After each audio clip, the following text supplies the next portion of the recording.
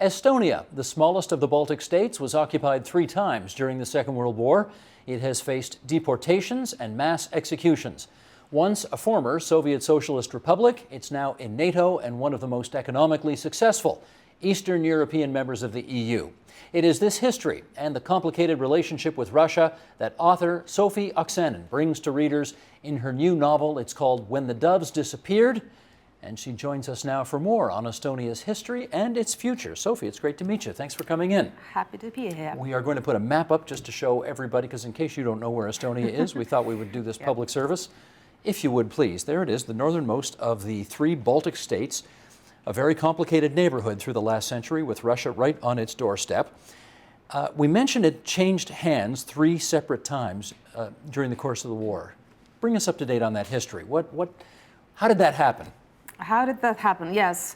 Estonia was independent when it was first occupied by a Soviet army. And after that, directly by German forces. German occupation lasted 3 years, from 41 to 44. And right after that, Soviet army occupied the country again, and it regained the independence in 1991. though Soviet army left the country in 1994. So let's go back and look at the different populations there. When the Germans invaded, how were they regarded by the majority of the Estonian population? Well, it was right after the first mass deportations in Estonia, so they were welcomed warmly. There were, of course, people who were a little bit worried about Germans and their promises. Baltic Germans had been the ruling class in Estonia before, and they were not. They were not nice patrons. Let's put it like that. But Germans were promising independence. They were also promising that they would help Estonians to get back the families deported to Siberia. And they also promised that they would get back their property, the property which was confiscated by Soviet Union, and also that landowners would get their farms back. So lots of good promises. And officially, Estonia was neutral during the war, were they not? Yes.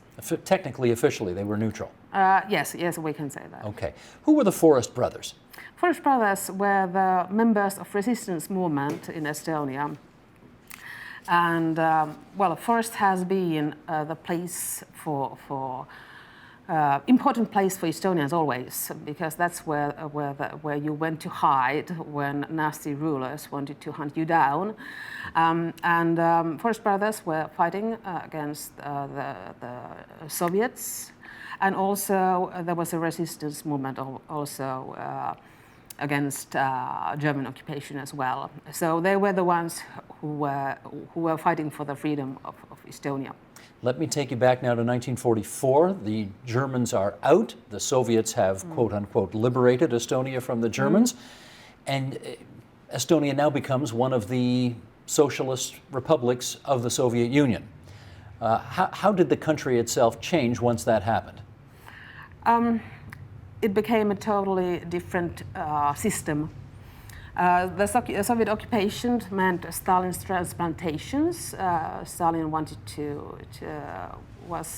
was in favor of transplantations. That was the way to Russificate the countries. So moving Russians from the homeland into Estonia. Yes. Yeah, and then again we had mass deportations in 1949, and that was a heavy blow for resistance movement. They were deporting women and children and those who were helping the Forest Brothers. And then, of course, there was no private ownership in the Soviet Union. Mm-hmm. So that meant that farms turned into collective farms. And that was catastrophe for landowners, not only because you are losing your home and your land, but because just like in other parts of the Soviet Union, in Estonia or Soviet Estonia as well, they were trying to use the same rules in every territory of the Soviet Union. And well, you cannot harvest the same way in Estonia as you harvest in some other part of the country, and that destroyed the countryside totally. Pollution, horrible. Terrible. Yes. How was the average Estonian able to try to resist the Sovietization of the country, if you like? Language has been an important way to resist in Estonia. Estonian culture and Estonian language, they were important. Estonian identity is connected to the language very strongly. It's a small language, and yet it has survived all the rulers, all the possible ways it has been. They have been trying to destroy the language, that it still has survived, and I call it a miracle as well. I don't know any Estonian, so could I hear the language? Could you say something like, Steve, it's nice to meet you and I'm happy to be here? Steve, väga meeldiv kohtuda ja ma olen väga õnnelik, et ma olen siin. Marvelous. How long has that language lived for? Oh yeah. Actually, the literary language is very young, just like Finnish language as well. So it was, we can say that Lydia Koitula is one of the founding mothers of Estonian literature, actually. So it was late 19th century. Why do you wear her button? She's my hero. She's a national poet and she's female, which is very rare. She's still around? No. It was ages ago. Ages ago. Yeah. Okay. It's always a terrible idea to ask somebody their age, but in 1991, when Estonia regained its independence after the fall of the Soviet Union, how old were you? I was teenager. Teenager. So Yeah. you remember it well. I remember it very well. What were your feelings at the time? It was a very strange time because no one was sure, no one was certain what's going to happen. We didn't know. I remember the first time when my grandmother actually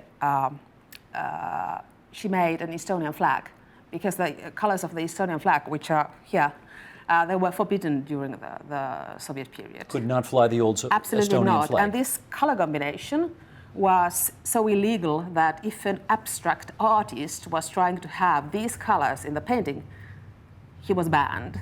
So these were dangerous colors at the time, and I remember it was very difficult to get the fabric to have these colors and for the flag.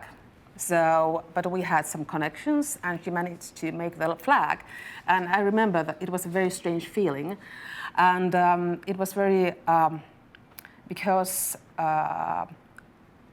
army was in a very strange situation. They didn't know what was going to do, and then when the tanks came, nobody knew if this is going to end in bloodshed or not. And it didn't. It didn't. In Estonia, it didn't. Here's a reporter named Mark McKinnon, who writes in one of our national newspapers, the Globe and Mail, who wrote the following: "Through its television channels, the Kremlin has retained the hearts and minds of not only the majority of its own citizens, but also many Russian speakers in places such as Narva that were left outside the borders of the Russian Federation when the Soviet Union fell 24 years ago.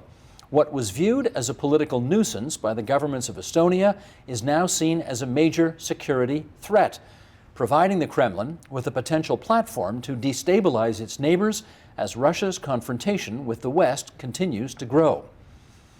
I wonder how concerned you are about a Ukraine-type situation happening in Estonia. Well, recent polls in Estonia and in Latvia as well, where they have a lot of Russian-speaking citizens, recent poll shows that Russian speakers prefer Estonia and Latvia staying independent countries, and they don't want them to become part of Russia. But a quarter of your population is ethnically Russian, right? Ethnically Russian, Yeah. yes, that is true. Do you worry about them? No, I'm not worried about human beings, no Russian speakers as such. What I do worry about is the way Moscow wants to exploit Russian speakers. And there's a difference, because we cannot speak about Russian speakers as a unity. Like in every ethnic group, there are always the radical ones, there are always those who are on Moscow payroll. There are always those who want to take the radical direction, just like in Muslim communities as well. So there's always a possibility for radicalism in every ethnic group. In that way, Russian speakers are not different from other groups either, Understood. except that Moscow wants to exploit them. But you are worried about that, eh? Moscow potentially playing that kind of a card, trying to whip up ethnic frenzy among the population there? Let's say it like that I'm more like worried what happens if they want to fabricate, for example, attack, a violent attack, or explosion, where Russian speakers are hurt, or things like that, where they can actually claim that this is something that has to do with racism against Russian speakers. But that is something that we cannot actually control. We just have to be aware that that is one possibility that could happen. Obviously we hope this doesn't happen, but Estonia is a member of NATO. As a result, if there is an attack on Estonia, the rest of NATO is supposed to come to Estonia's defense. Ukraine is not a member of NATO, so it's a different situation. Do you believe that NATO would come to Estonia's defense if, in fact, military activities took place between the two countries? Yes, but we have to remember that where is the line? Where is the line? Because, for example, when we think about Ukraine, they are waging a hybrid war. And now I know there have been discussion about are we supposed to consider disinformation or information war as well, and that's something that Russia is already waging in Estonia. The information war, psychological warfare is already taking place, and it has been taking place since 90s. So in that way, there is already warlike activity in Baltic states. And that is not something that NATO is prepared to. So in that way, it is possible that Russia is creating a conflict where they are not actually using hot weapons. They are using people's minds and their attitudes, for example, towards Russian speakers. And that's much more complicated, and that it is much more complicated NATO to intervene in that as well. But now they at least have tanks in Estonia at the moment. They just got the tanks, NATO tanks to Estonia, and as a symbolic gesture, it's important. They haven't had any tanks since the beginning of 90s. Okay, let's finish up on a more hopeful note. Yeah. I do remember when Estonia got its independence back, and there were members of the Estonian community here in the province of Ontario. I remember the guy who was running Ontario Hydro, our big power generating company, said, "I'm going back. I'm going to be the Minister of Energy." I remember another person who was working at Victoria College at U of T who said, "I'm going back. I'm going to run for Parliament." There was this repatriation, if you like, from many Estonians around the world to come build this country again. And as a result, it's become, I guess, the most successful of all of the Baltic countries. How's that happened? One very important thing is that there's a lot of Nordic money. And because Nordic countries are transparent countries and very low level of corruption, that means that the money is cleaner in Estonia compared to Latvia, where they have a lot of Russian money. So there's a lot of money laundering going on. So in that way, that's Nordic investments is one thing. They have been very determined to get rid of corruption. It's not perfect, but it's a good direction. And one thing is that these Estonians in exile, Estonian communities had the idea that they want to get their children educated because there will be a day when they need people who are lawyers, doctors, specialists on energy politics, for instance, they need to go back home and they need to rebuild the society. Sofi, it's great to meet you. Thanks for coming into TVO tonight. Thank you. Support Ontario's public television. Donate at tvo.org.